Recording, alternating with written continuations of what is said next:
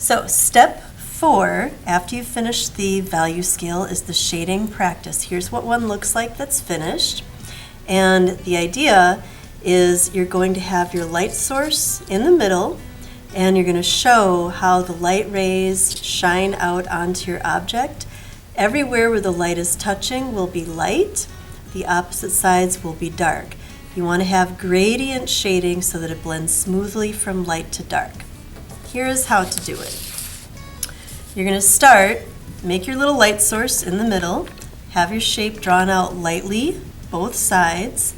You're going to draw your arrows pointing out from the light source to your shape so that you can see which sides will be light and which sides are going to be dark. First step, lightly erase your outline, and then you'll shade the whole thing lightly like you see I've done here.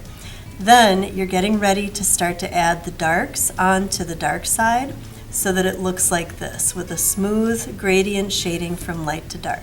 Here's how to do that. Turn it so that you've got a better motion for your hand. After shading the whole thing lightly, then you can start to add on darker values on top of that. Keep your shading smooth and controlled, and don't go super dark right away. You're going to start kind of medium dark and then gradually get lighter as you go out. So as I'm shading out toward the light source, as you see here, I'm letting up on the pencil so that it gradually gets lighter, and that is gradient shading.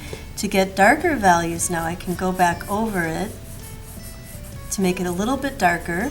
The darker values are going to be in contrast with the lighter values, and the contrast is what makes it look three-dimensional. So you can see I'm just going back and forth, overlapping out toward the lighter side, and then getting lighter and lighter and lighter until it blends in entirely.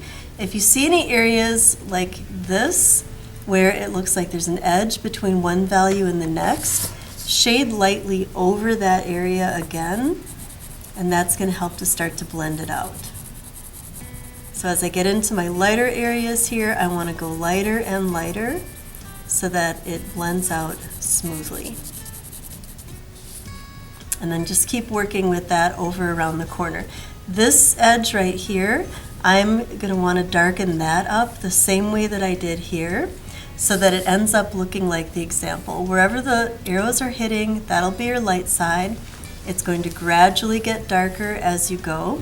Remember, start out shading the whole thing lightly first, then you add your darks on.